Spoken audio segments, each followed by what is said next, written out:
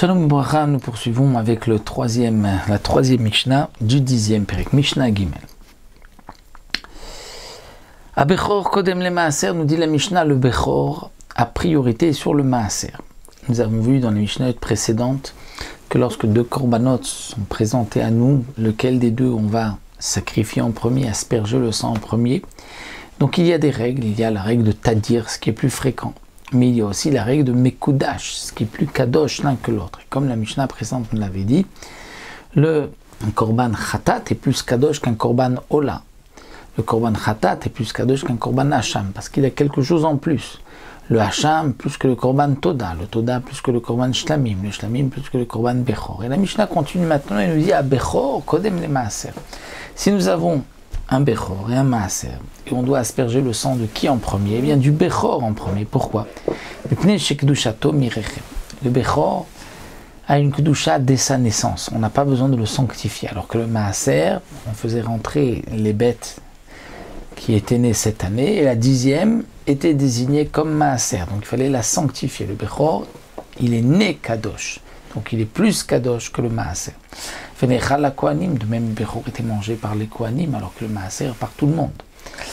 Maaser kodem leofot. Si on a un korban maaser, on a des oiseaux à sacrifier, eh bien le maaser est avant les oiseaux. Bien que les oiseaux c'est khatat ou ola. Donc c'est quand même plus kadosh, c'est kodesh kodashim. Malgré tout, maaser a priorité, mipnei shu zevar. Parce que le maaser c'est un zevar, c'est-à-dire c'est un korban, une bête qu'on va égorger avec un couteau, alors que les oiseaux c'est avec l'ongle, la melika. De plus, pour le maaser, il y a le sang qui va être aspergé et les morceaux marqués dans la Torah, les graisses que l'on doit brûler, alors que pour les oiseaux, ce n'est pas le din. Le Barthénora explique, c'est vrai que le korban est kodesh kodashim, khatat ou ola, mais malgré tout, il y a une différence. C'est que le khatat ta'of, il n'y a que le sang qui va être aspergé, et dans les korbanot, il y a deux parties, il y a le sang et les hémorim.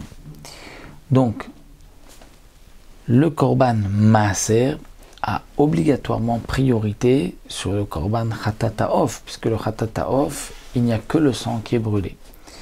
Mais comme, continue le Barthénora, le korban khatat ta'of a priorité sur ola ta'of, comme nous le verrons par la suite, donc évidemment, si le maaser a priorité sur khatat et que le khatat ta'of a priorité sur ola ta'of, donc le maaser a aussi priorité sur ola ta'of, donc c'est pour cela que le maaser est avant les oiseaux, comme nous l'avons vu donc dans cette Mishnah. On verra par la suite encore des dynimes de ce qui a priorité l'un sur l'autre, ça nous le verrons Bezrat Hashem dans la prochaine Mishnah.